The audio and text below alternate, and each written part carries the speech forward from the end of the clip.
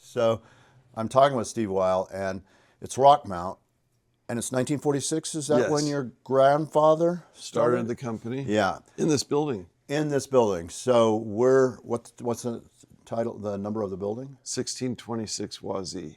1626 was he? And you walk in, and you feel like you're back in time.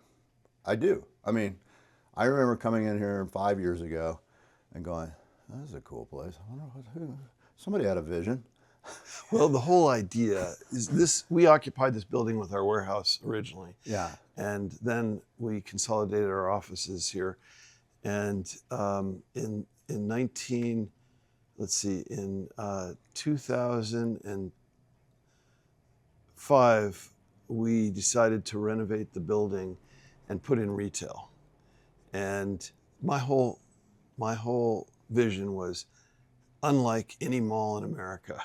Nothing. Oh, yeah. We have no chrome in this store. Yeah. Everything is very period and hands-on, and it was supposed to reflect a unique brand, and that's how we envisioned the whole thing. And then where we are right here is a little museum we created with material that has been in different museums periodically. Yeah, you loan them out. Yeah, right? yeah. And so tell me a little bit about, because this is cool. I mean, I actually remember coming to this part of the museum going, I know nothing about this, but it's very cool.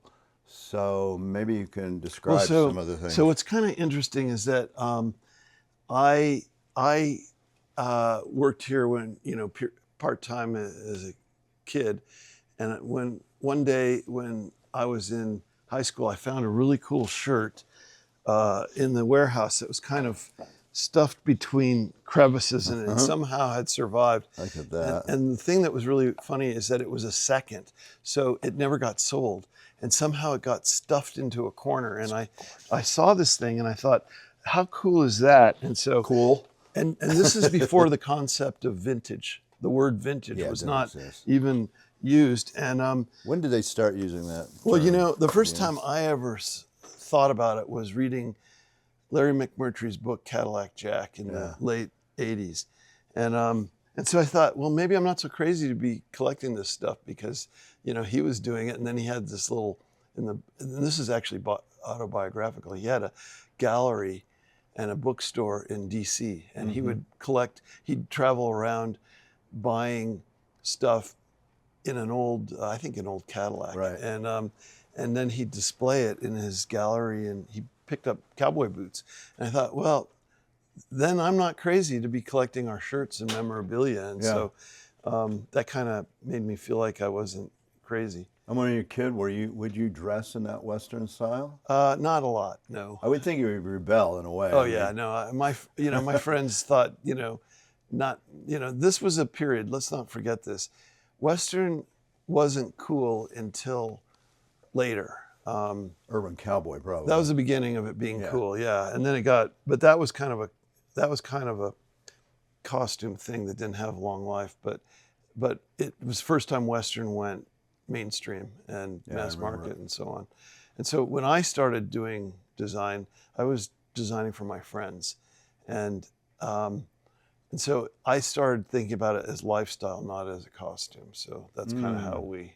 You still think of it in that term? Totally. Yeah, I would think, right? Yeah. And so you were making your own shirts, your own pants, your own everything? No, just shirts and accessories and hats. We don't do pants. And are you known for one specific kind of thing? Yeah. It's our sawtooth pocket. All right. So again, this is all vintage, antique. I look at that hat, unfortunately, I see it. That's the hat I wore as a kid.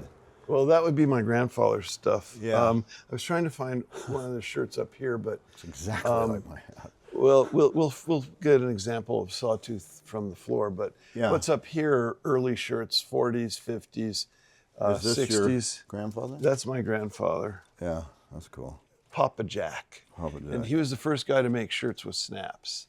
Really? Yeah. How did he come about that? Well, so he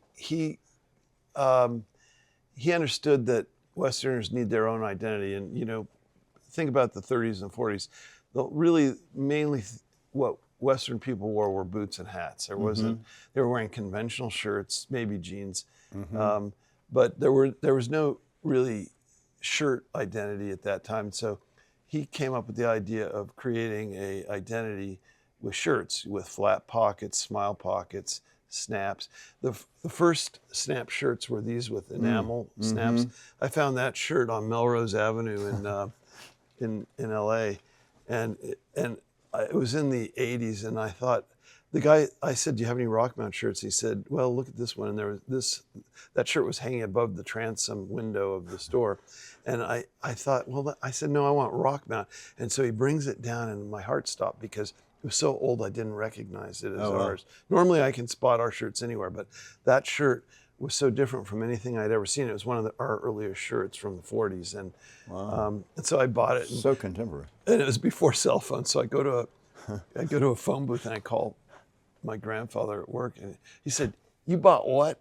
You bought one of our old shirts? You know, and so I got it home, and he says, you know, we sold that for about $7.50, you know, then. $7.50. Yeah. What did you have to pay in Melrose? Well, so that was the funny thing. It was marked like, I don't know, $150 or something. And I said to the guy, my grandfather will kill me.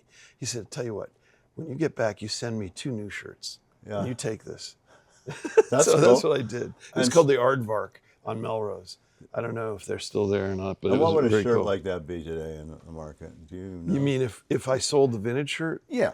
I think it's probably about a $750. Yeah. $750. Yeah. No, I get it. Yeah. But I mean, you know how many I've seen of that model in my life? Maybe that's it. I don't know. I don't think I've ever seen it. You're probably underpricing it, quite frankly. Especially after this video. Well, we remade that shirt. In fact, there was a guy yesterday at the panel, a guy named Charlie Brown, and he was wearing the remake. I saw that. The black shirt. I saw that shirt, actually. Yeah, and his wife was fashion editor of the Denver Post, so they're old friends. Oh, that's interesting. You know, I love the fact that he's wearing it because, you know, the key in my idea is to create stuff that doesn't have a expiration date. Right. You know, so that people will like it indefinitely. And how would somebody tell the vintage from the new? Well, the label, for one thing, those snaps. Yeah. You know, that shirt has all kinds of treatments on it that you never see on modern stuff. Right? Well, that was the fabric. Oh, I see. And so, but the Rockmount label, the original one was a rainbow label. Okay. And, you know, I mean, I obviously look for it all the time, but you've only found one of that one. Yeah, some of these shirts I've never seen another example.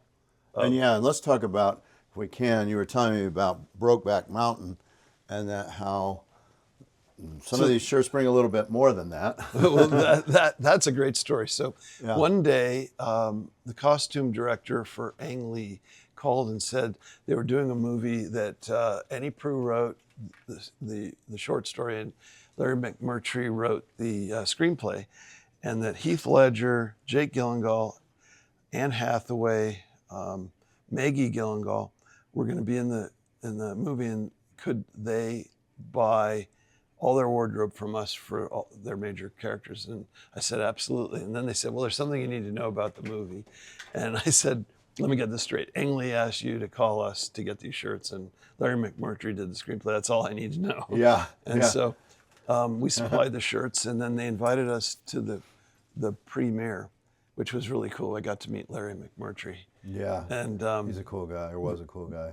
Yeah, I've read like everything, and we were talking earlier about the book Cadillac Jack, which was kind of seminal in my career. Did you? I assume you must have said something to him about that. You know, I'm not sure.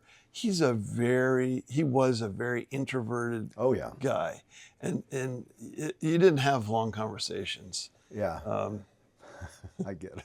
And and as being an introvert, and he's an introvert, you're in a setting where there's lots of people descending upon you. Well, we were actually in a, kind of a private little area, but he just wasn't going to sit there and be Gus from Lonesome Dove or something. Yeah, no, that was not him.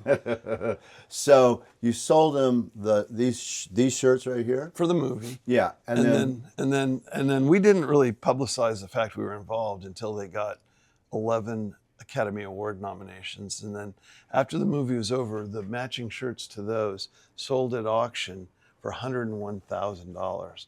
which blew our minds. And they're now on display at the Autry Museum.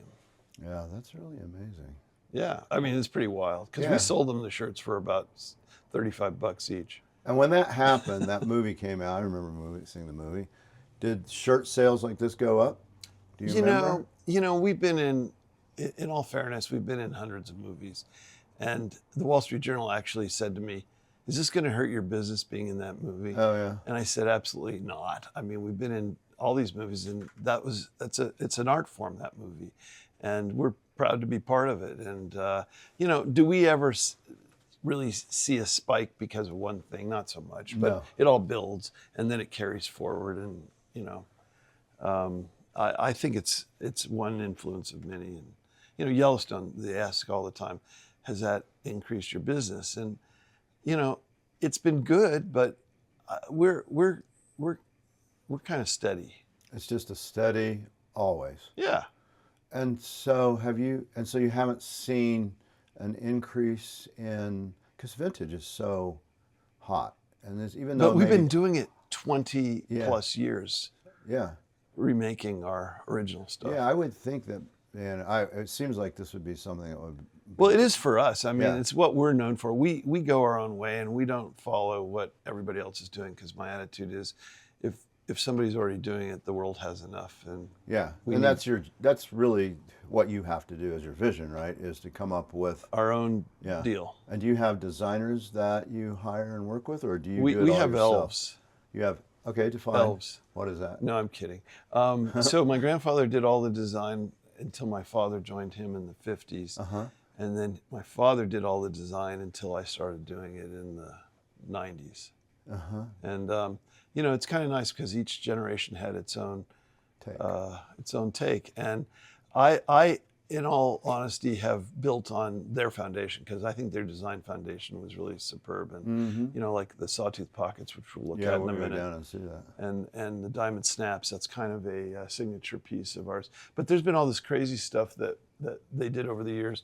That's a 1960 shirt my father did. This one right here? That one, yeah. Yeah, it looks like something I would have worn about in the 70s. Yeah, that definitely has some LSD going on. I mean, he designed that in the 60s. That's really interesting. I mean, that's way out there. I mean, oh, totally. I would think the people that buy their Western wear at that time would go, what is going on here? Well, there was this hippie thing that was sort of starting to get interested in Western. Yeah. And that shirt's name, my father named it Out of Sight. Out of Sight. So those who may not be just listening to this, a psychedelic shirt that has this eye dazzler imagery to it that I would never have thought that this brand would have done that in the 60s, but it makes sense. Yeah, he's an innovator. That was your my dad father, right? Did that? He's also an abstract painter. I have some painting over here you can see. But my grandfather would have never done that. My father, yeah. And so we each did our own things, and we're always doing things that we think are quirky, that, just add something special, and it seems to be working because we're still here and we're about to be 80 years old. So you correspond to another 3-generation family called the Patanias, who had the Thunderbird shop in Santa Fe. They started in 27. They're still going. They're actually 4 generations now. Wow. Yep, and it's right on that same thing. Frank Sr., Frank Jr., Sam, and then his son. Cool. So it's interesting, to be able to survive since 1946, you have to be doing something right, and you have to have a vision. Right? Well, and you think about all the stuff that's been existential changes, everything. Particularly the demise of retail. Yeah. And the sort of homogenization of consolidation of stores, and it used to be the bad guy was Walmart, now it's Amazon. And so at one time there were something like 2,000 Western stores in the United States. Now it might be 500. Really? Not including the chains. Right, and out of that group, how many of them have been around for 80 years? Well, that's an interesting thing. Very few. I can name them. Yeah. So, for instance, Talbert's in Casper, Wyoming was founded, I think, in 1917. And then FM Light in Steamboat Springs, 1905. And so, there's a handful of these stores that continue to flourish that we do business with, which is really cool. But what happens if the family's not into it? Somebody dies and they got real estate, and if it's in Studio City, California, Right. one of the siblings says, "Show me the money," and that's the end of it. I mean, even this location of downtown Denver. Well, this was something that I got really lucky, if you want to know the truth, because it wasn't the family plan. My grandfather split the business to my father and me, and the real estate to his daughter and their family. And one day we had a windfall because I think it was kind of an unfortunate one. There was a tornado that wiped out our shirt factory in Arkansas, and we got a very good insurance settlement. And so I was talking to my grandfather about maybe merging another company into our company. There was a company in Albuquerque called Pioneer Wear. I know that. The guy had died. Yeah. And so I went to look at it, and it was too late. It was already too far gone. And so I came back, and I'm talking to my family, and my grandfather says, the only real money in this country was made from real estate. So this light goes off, and my father and I negotiated with his sister and their family to buy our building. Otherwise, It's gone too. we would have been lofts and, Yeah. in a bar. Yeah. And, You would have been for sure. Yeah, and so Or a dog store. you have no idea how hard it was to pull that off. And then,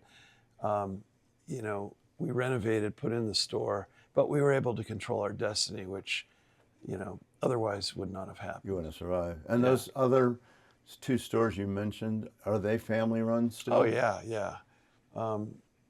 They are, but I mean, I can tell you countless stores. There was a wonderful store in Houston. Oh God, what's their name?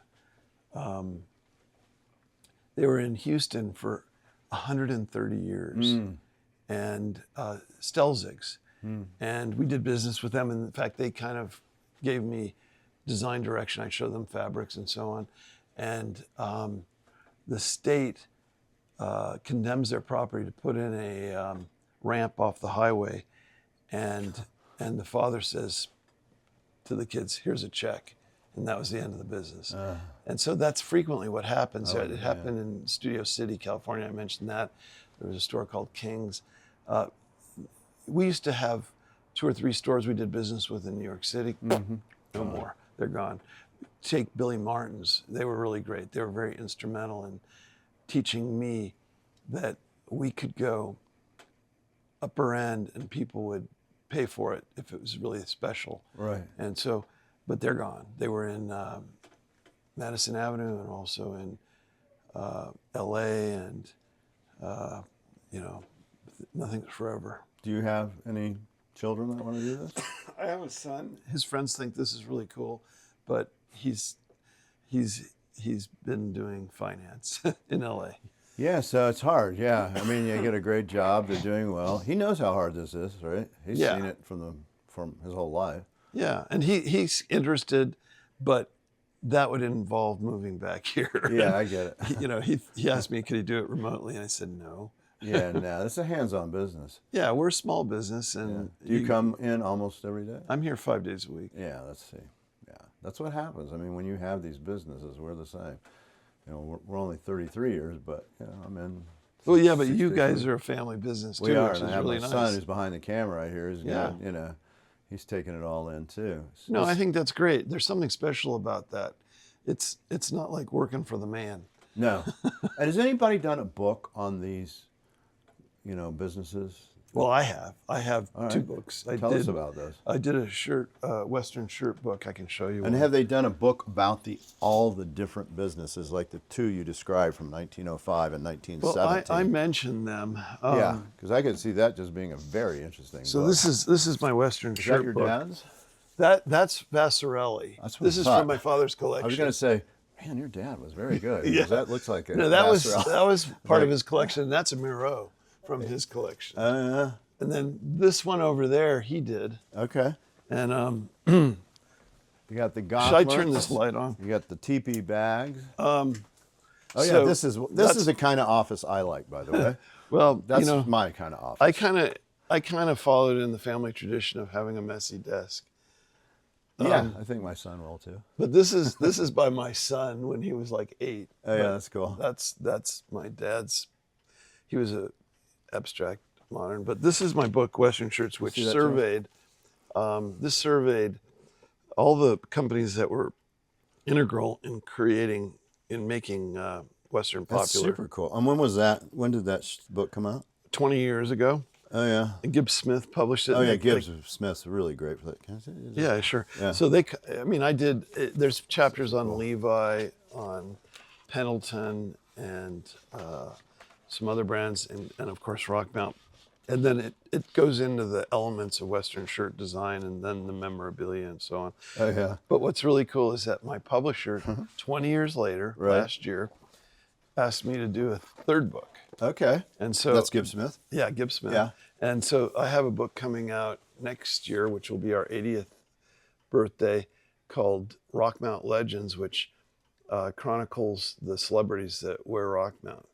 Oh, yeah, you were saying something about that. Can we mention some of those? Sure, yeah, sure. Because there was an all-star group for sure. Yeah, it starts with Elvis, and then it ends with Bruce Springsteen. Yeah. And there's about 200 celebrities. There's Robert Plant, Eric Clapton, Dylan. Bob Dylan. There's a great story about Bob Dylan. He came in, and my friend Gretchen was here that day, and she kind of, kept him safe from the public. Yeah, I can imagine. And he was wearing a wool hat, yeah, sunglasses, and very inconspicuous, incognito. And he bought like 17 shirts. Oh wow.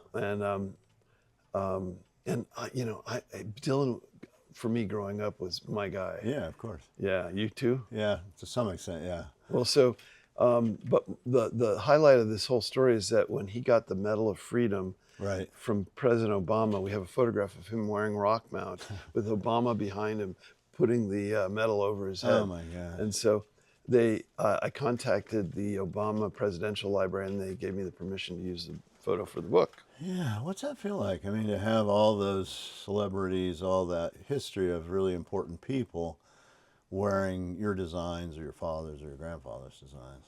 I think it's really cool, and it's kind of what's really cool is we're this little company on Wazee Street in Denver. Yeah. And we've had a little impact on the popular culture, and big time. It's kind of cool because we didn't pay for it. It happened organically. Well, you paid for it in the sense that we worked time and 6 days or 5 days a week for 40 years. 79 years. And then another 40 by the next one. And yeah, I mean, that's sweat equity, dude. Well, it's true, but I mean, the problem with reality today is that these big companies, whether they're Facebook or Google or whatever, they buy all this stuff. No, it's true. Yeah, they don't. I'm surprised somebody hasn't tried to buy it. Maybe they have.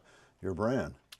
I got to figure out what's next, but I don't know what that is. Yeah, because, I mean, who wouldn't want an 80-year brand with that? I mean, it's, I can see in your mind that even hasn't kind of crossed you because you're so engaged, so involved that it's your baby, and it always has been, and you have a responsibility. But there is a point, right? I mean, what happans next? Yeah, if your son in finance, you should listen to this son in finance, that I see your work, I know you're an artist, but, I can see it. I mean, it's a great name, it's a long time. The store is cool. I got to tell you, when I walked in, like 5 years ago, my first thought is, wow, this got to be an old family store. How are they still here? And I'm so happy they are. Well, thank you. And we like what we do. My grandfather worked till he was 107. Wow. And this street was named for him because of his contributions to the city. Wow, that's very cool. And my father, this is what they did for their careers, and you? I don't know anything else. Yeah, and it sounds like you don't. Well, you're a writer for sure. You're a designer. You're an artist. I actually went to law school thinking that's what I was going to do, but it was really to buy time so I could decide if I wanted to do this. Yeah, and when did you make that decision? When I finished in 1981, Time Magazine announced there's too many lawyers, and so I wrote a letter to my grandfather. I was living in England. Yeah. And I wrote a letter and I said, maybe I'll reconsider this. And we negotiated, and here we are. Oh, yeah, so interesting. So you're like, 81, you're what, 19? I was about No, 20. 20. Yeah. Yeah, I mean, your path and mine are kind of similar. It's easy to do the math. Mm-hmm. So, and then, so you come back, you're a young guy, you're in your 20s, you've grown up in this store pretty much. Or Well, there was no store. Or- We were a manufacturing company Yeah. with an office. This was our office, Yeah. this floor. But you grew up in the business. So Yeah. You kind of knew what was coming. Yeah. And so what was that like? How long did it take you to kind of adjust to that? Well, This you is know, who I am. I wanted to go a different direction. Yeah. And that you're young. created a little friction, of course, with my grandfather. My father was pretty open to it. Yeah. But my whole goal was to not be pegged, you know, as one thing. They had done a great job establishing the look and the brand and everything, but I wanted to take it a further step and do lifestyle. And you know, I came in right at the end of Urban Cowboy when everything collapsed. Yeah. Stetson went bankrupt. All these companies had overextended, thinking this would go on forever, Right. and nothing goes on forever. So I was in a kind of I don't know what's the word. What's the word in medicine when you have a major accident? Triage. Oh, yeah. It was You were triage. trying to triage the business, and Yeah. you were one of the people on the front lines trying Yeah. to figure out how to go. And so my whole thing was not to get us pegged with little costumey looks that have a short shelf life. And so I was concentrating on doing stuff that people would like forever. Yeah. Apparently you've accomplished that. Maybe. And So far. And yesterday you were one of the panelists, 3, right? That Yeah. talked about fashion design at the Coors show that they're having. It was a one-time event that they'll have the main thing in January. But I didn't get to go to that. I had to go do a podcast. But what was the highlights of that and your take? Well, it was just really interesting that you had about 60 or 70 people interested in hearing about Western design. We had Tara, who's a curator with History Colorado. We had Bob, who did sourcing for vintage stuff for Ralph Lauren. Yeah, Bob Millett. And then me, I took a range of vintage shirts, some contemporary shirts, and some of our memorabilia to talk about and give it context. And I just thought it was really nice that they're interested, because, you know, there was a time when that didn't exist, and so it's great that the National Western Stock Show is expanding beyond being a horse show and a rodeo, but into the Fashion. cultural part of Western. Yeah, I know Cowboys and Indians have done a lot of that over the years. Have you done things with that magazine? Sure, they featured us. They had Kevin Costner on the cover wearing one of our shirts. James Garner wearing one of our shirts. They did a feature on us once, on the family and on the business, and you know, that's been a good. You know, that type of thing is really good. It's nice because it's cemented the Western ethos in the popular culture. Yes, yeah. Well, you know, in Swaya, so the Indian market, they've really turned the fashion component of that into a huge deal. It's an amazing thing to see.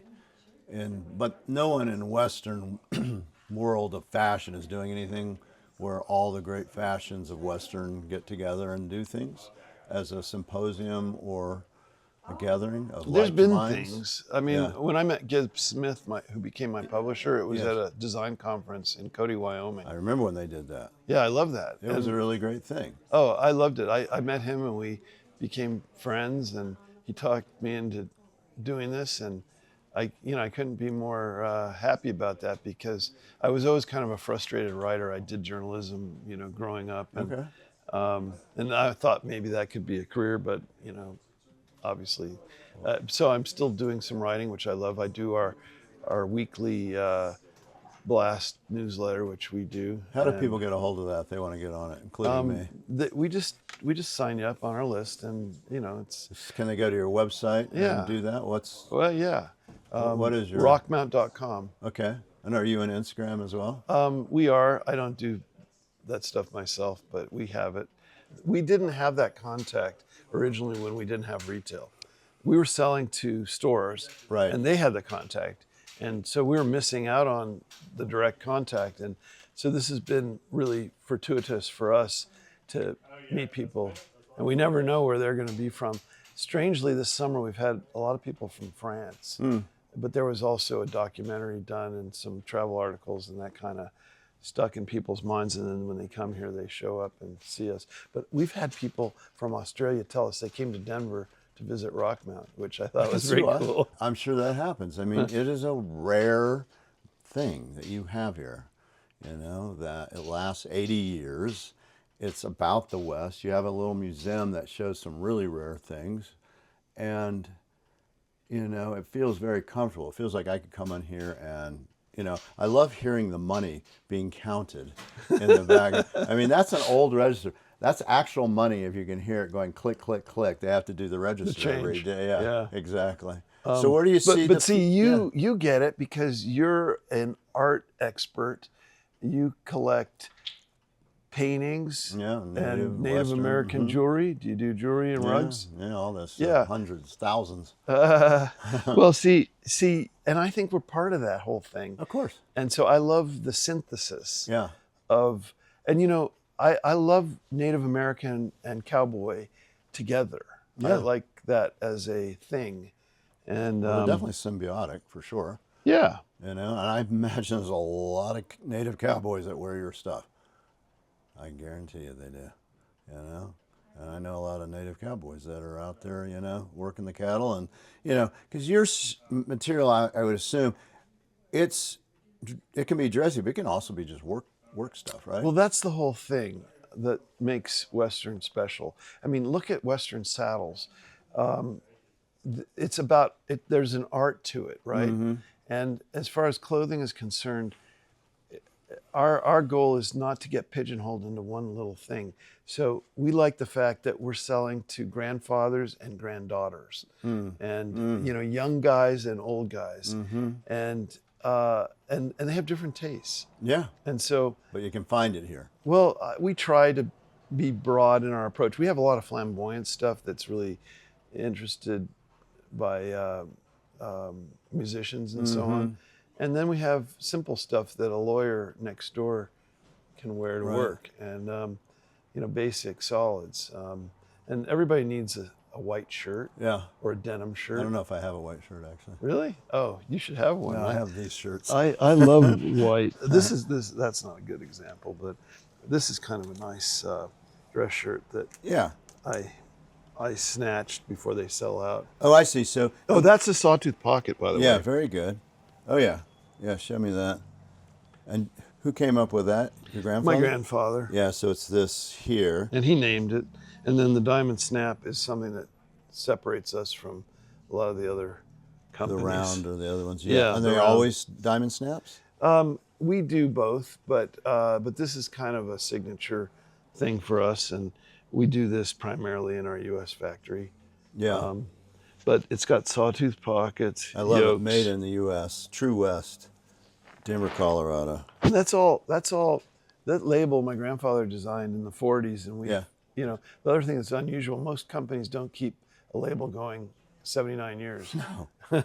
No, I'm not even sure. I mean, even huge brands like Coke and Pepsi. I don't think Pepsi's been around that long. Coke has, But I'm just saying, in clothing, labels anything, change, you know, frequently. Wow, They're very like Meta from Facebook. exactly. So when you pull these out, are these all ones you go, yep, they're almost going to be run out. I want one for my Oh, I just have stuff up here to think about what we're going to do. for the future. Yeah, we're going to reintroduce this T-shirt, for instance, which is celebrating the Festival of Mountain and Plain, which was the predecessor to the National Western Stock Show. Okay. And so I want to get that back in Going. production. Yeah.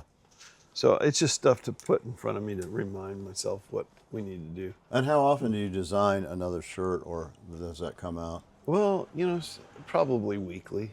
Weekly. You know, we think about something every week, something new. And is we primarily you? Well, yeah, I talk to my my crowd here. Yeah. But every week you're coming up with kind of either a different design or reissue something or that kind of thing? Something, yeah, we're doing something new. My grandfather's mantra was innovate, innovate. And so, we think about new stuff all the time. Yeah, that's great. Oh, by the way, you saw my saddle collection. Oh, yeah. This one's beautiful. Parade saddle. Yeah. That one, interestingly, came from our town where we made shirts for 50 years in Fort Smith, Arkansas. Really? Yeah, I knew Fort Smith actually did have a saddle maker. Do you know the name of it? Well, it was a saddle shop. I don't know that they were a maker, but that was the gateway to the West once upon a time. Oh, yeah. When Oklahoma got the Oklahoma, what was that thing called, the land run? Yeah. That Some they people would call left it from something else. Yeah. But yeah. Yeah, well, the people who lost their land. Yeah, exactly. But everyone was kept on the Arkansas side of right. Is it the Missouri River? Arkansas River, remember? Arkansas River. Yeah. And then Sooners. the Sooners, they stormed in and plotted their spaces. But it's kind of cool that who thinks of Arkansas as the gateway to the West? But those in St. Louis they were. And then this is this a? That's a Ted Flowers. Okay. And this was sort of the everyman's parade saddle. Yeah. Not sterling, but a lot of like Shriners would use these, and it was really cool. It came. This one has a Corona, and that one has tapaderos, and serapes. So I love this stuff, and I began collecting saddles, back in the '80s maybe. Oh yeah, this one's a Frazier. Oh yeah, that was one of made the greats. in Pueblo, Colorado. Yep. So that one's Frazier. Yeah, these are all old saddles, you can tell. And that's from the Northwest, and it's got these huge swells to keep you in the saddle if you're on a rough horse. Yeah. And then there's this buckle collection, which is a variety of things. This is all Rockmount buckles, by the way. Even this one with these designs? Everything. Oh, wow. Is Rockmount. They're all stamped. And some of them are sterling. We had a bit and spur company called Ricardo. Yeah. And so this is sterling. Some of this is sterling that was made by... I bet I've had these. And how... Are they signed? Yeah. All right. And what do they sell for? I kept one of everything that I found, and we actually, when I get duplicates, we sell them, and they go anywhere from 75 to 125 maybe. Okay. Yeah, because I have had some of the, because we handle so much jewelry. That's interesting. There must be 30 different, no, maybe how 50. Many? 50, yeah. There's a lot of designs. And what's really interesting is this is all the same shape, but with different motifs. Yeah. And I tried to group them as best I could when we were doing them. Some And are you're really still making them? Well, not like this, unfortunately, because that whole industry, it was based on the East Coast, and it's Gone. kaput. Yeah.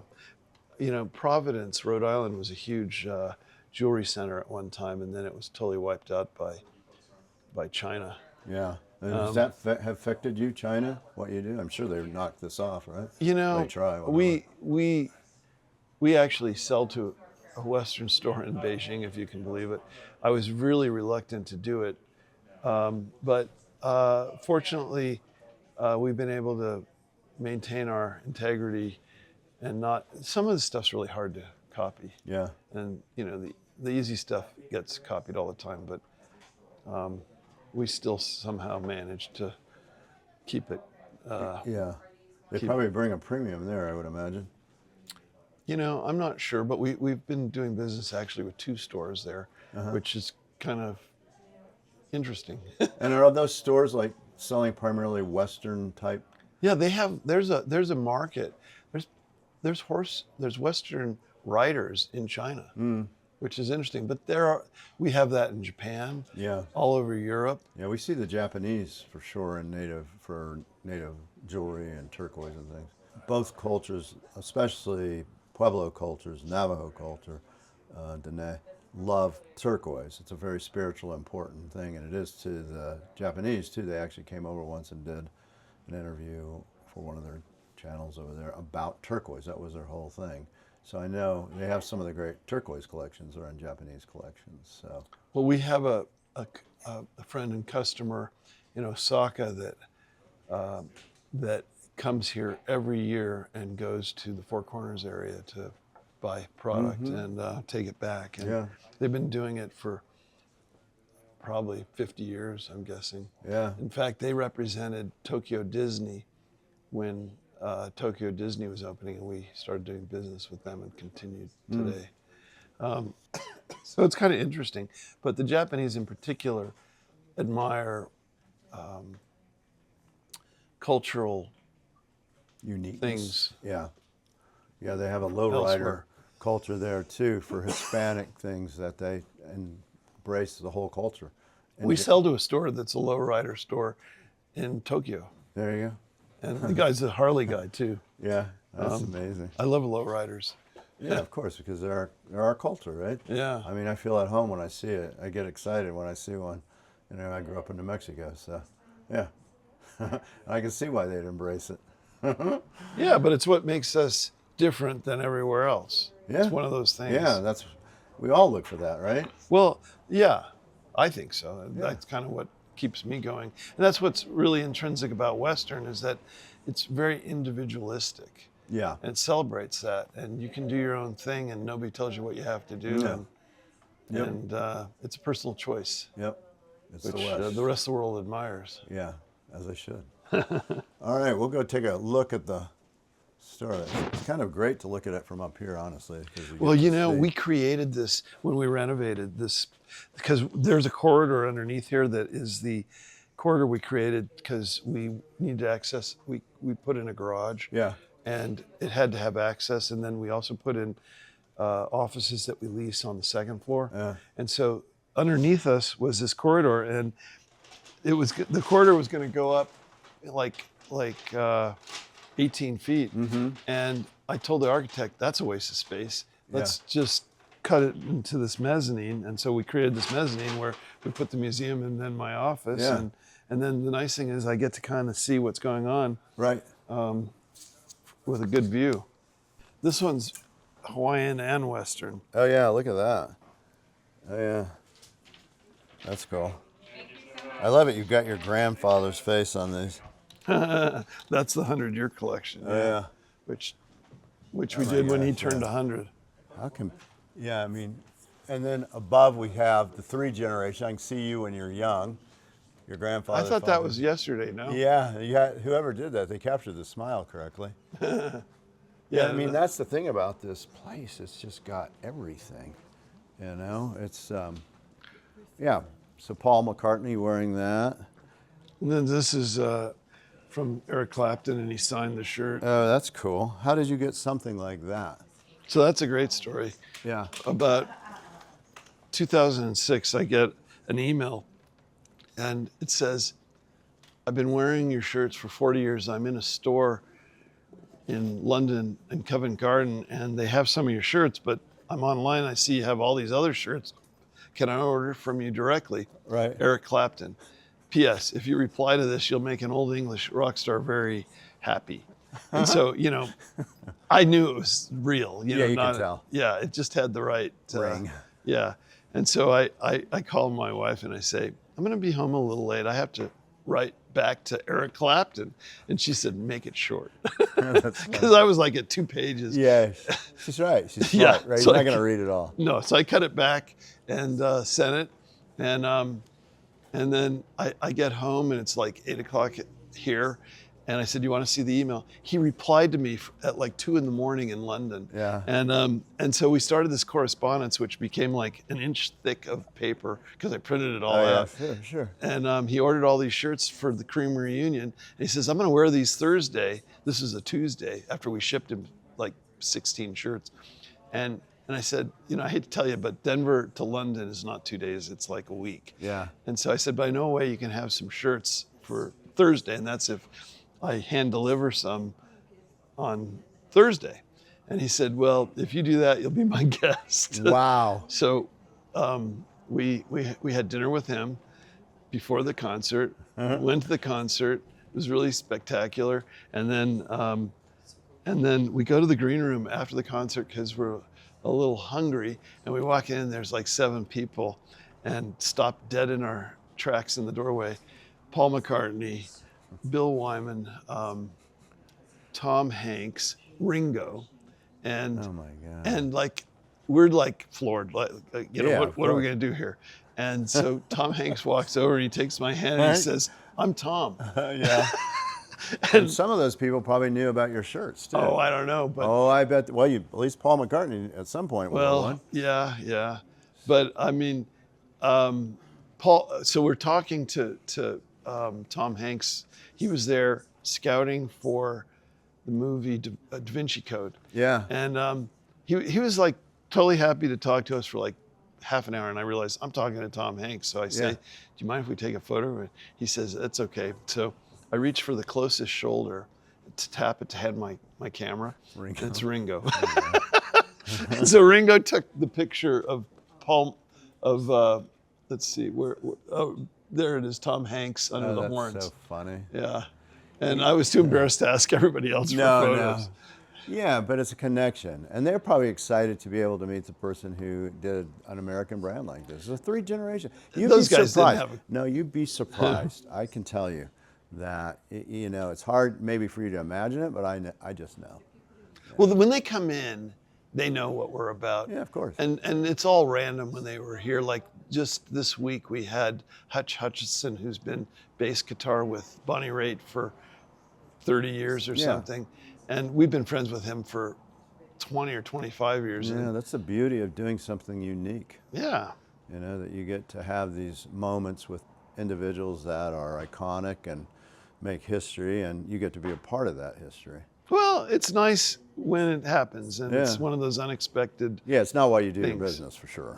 Well, no, but it's a nice cherry. totally, you know, it just happens periodically, and you never know what's going to happen when you come to work, which is Right. more interesting than Well, you might grab same you and old. say, I want to do a podcast with you. This is exactly. We met at the show, and you were kind enough to say, come over, I'll show you early. Well, no, I'm glad you did. This is kind of cool. This is one of those Ricardo bits. Oh, yeah, that beautiful. was a bit I had growing up, and then there's another one up there. Plus, that it's was- on a 1910 Navajo Red Mesa. Yeah. rug. And then that's one up there. That was my show bridle when I was growing up. Yeah. That my dad gave me the bit, and so everything has a story here. I can see it. I mean, it's an amazing, it's a living entity. It feels like a living entity to me. You see the deer head up on the wall there? See a moose head? There's Oh, a- yeah, okay, I see it. That used to be in my grandfather's office on a wall over here. And when we were kids, he would tell us the rest of the deer is on the other side of the wall. And we would go traipsing over there to another Because building. you thought you would know. Yeah. And so you have belts, shirts, hats, jewelry. There's a We little- make most of it other than the boots and the Stetson, but we do make Rockmount hats as well. And so most everything in here we make. Wow. And most of it's made in America? Whatever we can make here, we do, but increasingly that's It's difficult because impossible. there's just not people that Yeah. do it, right? Yeah, really sadly, there was a felt hat factory we worked with for 79 years that just closed, and I find it, you know, I hate that. It's like you're losing a piece of yourself when that happens. And you can't find somebody to replace it that's an American made. It's hard. There are others, but I mean, when you've been partners with something it's for just- 79 years, it's not the same. No, I get it. Yeah. Yeah. They know exactly what. You don't have to. It's an unwritten language that you have at that point. I don't know if this interests you. There's a lot of history in the building and so on. This is kind of interesting. There's a Donna Hill sickle. Yeah, you know, I know her pretty well. Do you know her? I represent her. Oh, you do? Yeah, she and I met at the design conference in Cody, you know, Yeah. 25 years ago or something, and we talk periodically. She's really great. Oh, yeah. I really like her. I got Buckeye Blake, I got her, and you know, then now I work with people at the Coors show like Howard Post. Yeah, I represented him for 30 years. I really like Howard. What Yeah, a 30 great guy. years. He's just one of the greatest humans I know. So this is a collage I did when we were renovating the building.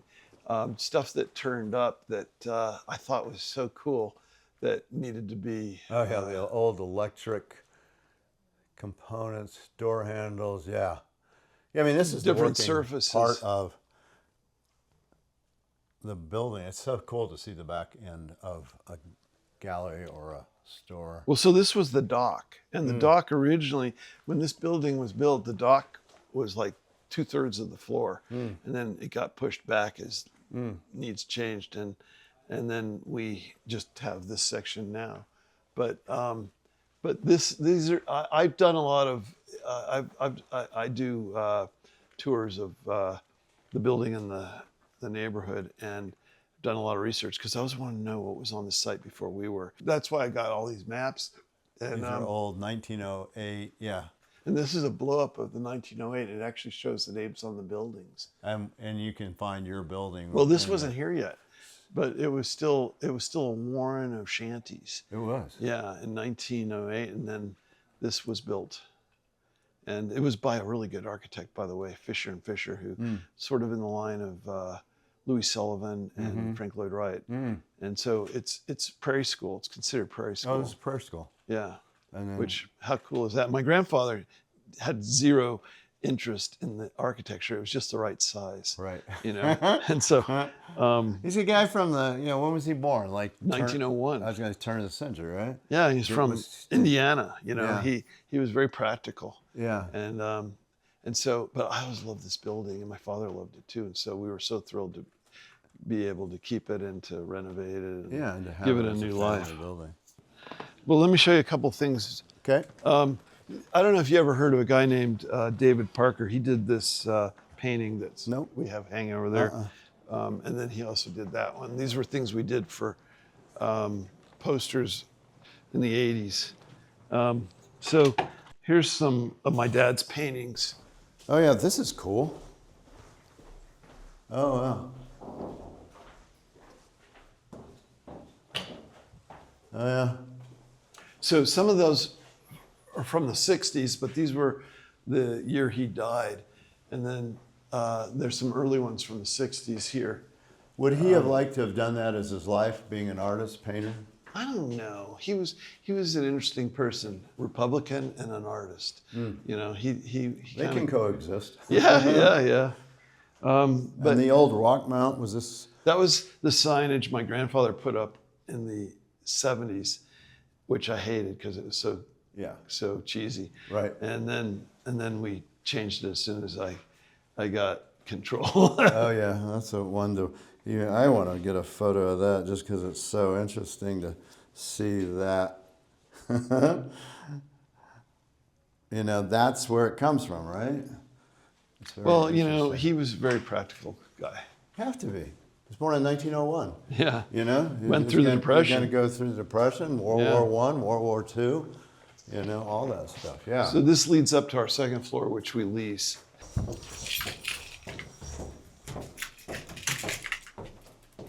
Oh yeah, look at this. Got it, Jess? That's a beautiful garage. The 51 Jaguar, 67 Healy, and 53 Bentley. Yours? Yeah. Nice. I got this last year. A guy contacted me that had been in his family, and he wanted to sell it because he wasn't driving it. He was kind of intimidated by it. I can see why. And I eventually got it. Do you drive it? Oh yeah. Yeah, I mean, just getting it in and out of the parking lot's interesting. It's a pain in the ass. Yeah. I can only imagine, but it's beautiful. Well, so this car I got to do a rally. Oh yeah. That's called the Colorado Grand, and there's tons of these Porsche 586. Yeah. I think that's what it is, 586. Yeah, you're out of my field. Yeah, from the 50s. I drive a truck. Well, yeah. But I understand beauty. Thing I like I know nothing about this vehicle, but the thing I love about it is the way the hubcaps are covered. Yeah. To me, that makes it complete and utter sculpture. Well, those are spats, and so that's part of it. And this car has them too. Yeah, I mean, that just looks like a piece of art, quite frankly. Yeah, I mean, this is Art Deco. Yeah. And so is that. Yeah, I mean, I can totally appreciate it for just the art component. That's how I look at it. Yeah, I mean, and know nothing else about it. Yeah. I would just, I could see this. This was the first supercar. This was the fastest production car in the world when it was made, post-war. And how fast could it have gone? 134. Oh, that's a lot. Yeah, it's got a little plate on the inside. You should look at this. That would have been, people would have been afraid to be in this vehicle. Here, look at this. This is really cool. Can you see that? Yeah. Oh yeah, the original plate. Yeah. It says that this is a replica of the fastest car at the time, which is the same model. Wow. So this is a car that made Jaguar. They were doing sidecars for motorcycles it's called Super Swallow. And then after World War II, SS was not a good thing for the English, so they changed it to Jaguar. I really appreciate you taking the time, man. No, I appreciate you guys coming in. It was really great meeting you, and particularly when I knew something about you, and I would love to have talked about what you do. Yeah, well, that's another story, I guess. I love Americana. I love the West. I love native things. You are Americana. Well, This is thank you. Exactly what it is. And the problem for me, unfortunately, is I see things here that I want to own.